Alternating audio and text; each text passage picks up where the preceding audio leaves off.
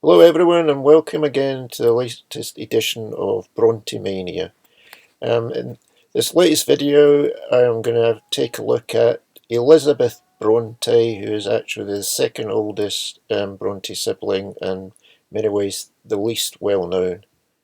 I'd like first to quote from a book I've written from the perspective of Anne Brontë, so this is like it's actually her speaking, and she had in the book has some interesting views of Elizabeth, although her thoughts on it are a bit hazy because she was very young when Elizabeth died, so didn't have that great a memory of it. Anyway, this is what she says about her.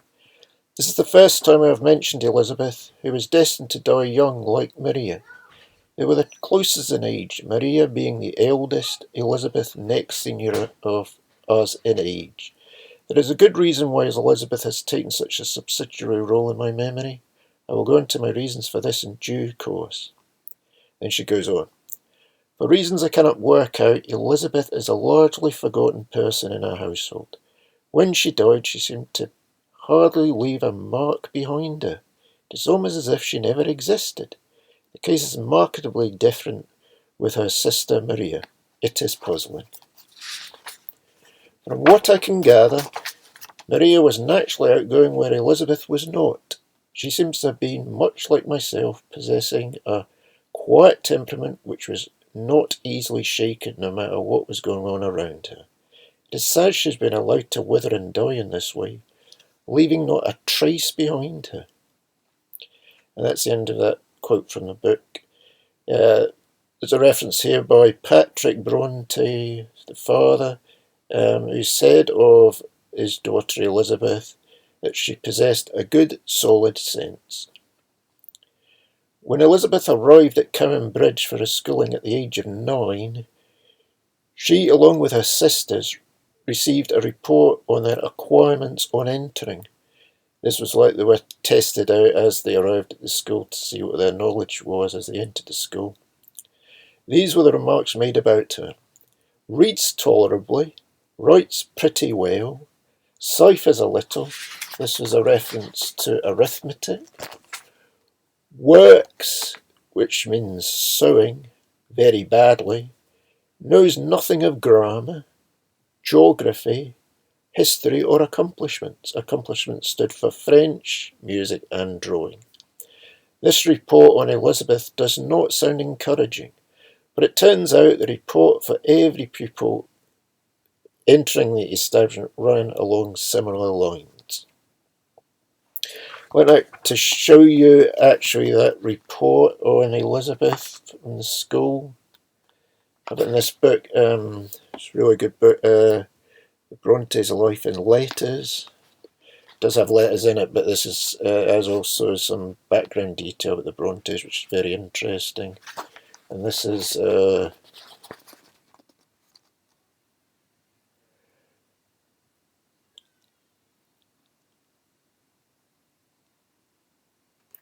yes, that's the report on Elizabeth. You probably noticed there it shows you when she entered the school and then when she left. It is not surprising as if Elizabeth had little knowledge of French, as by all accounts she was preordained for a role as a housekeeper.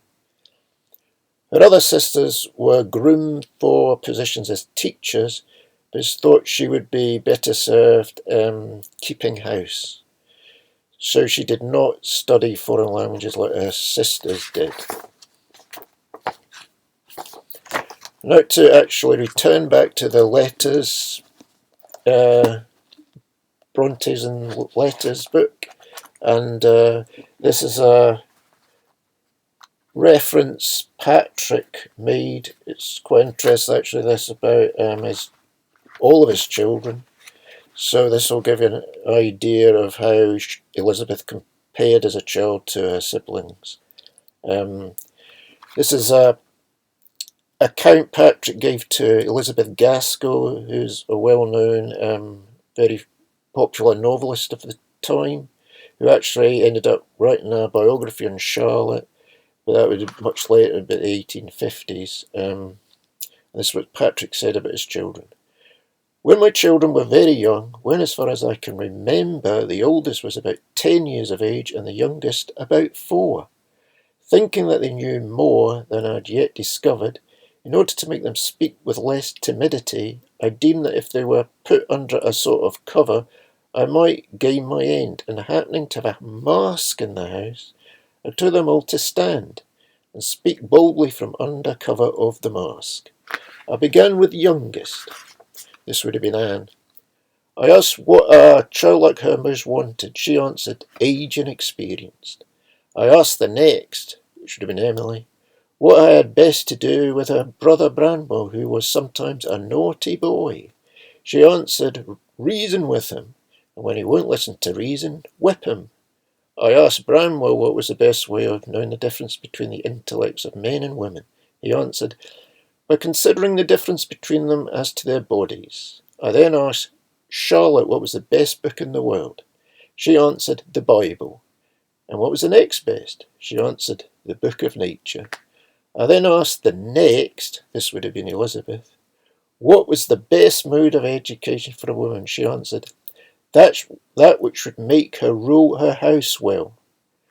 Which is very interesting considering she was set out for a role as a housekeeper, and she's talking about ruling the house. Lastly, I asked the oldest, Maria, what was the best mode of spending time? She answered, by laying it out in preparation for a happy eternity.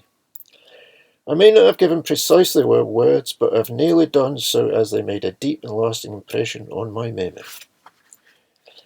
So that's quite an interesting account of all the different Brontë siblings.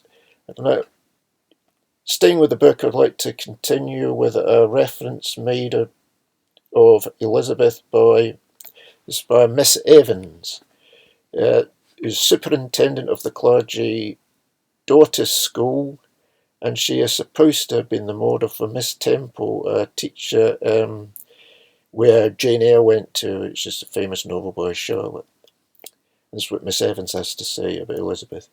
The second, Elizabeth, is the only one in the family of whom I have a vivid recollection, from her meeting with a somewhat alarming accident, in consequence of which I had her for some days and nights in my bedroom, not only for the sake of greater quiet, but that I might watch over her myself. Her head was severely cut, but she bore all the consequent suffering with exemplary patience, and by it won much upon my esteem. It shows that Elizabeth was a very brave girl as well, and she could deal with quite a bit of suffering if it came along. So that's all for that video, and thank you very much for tuning in.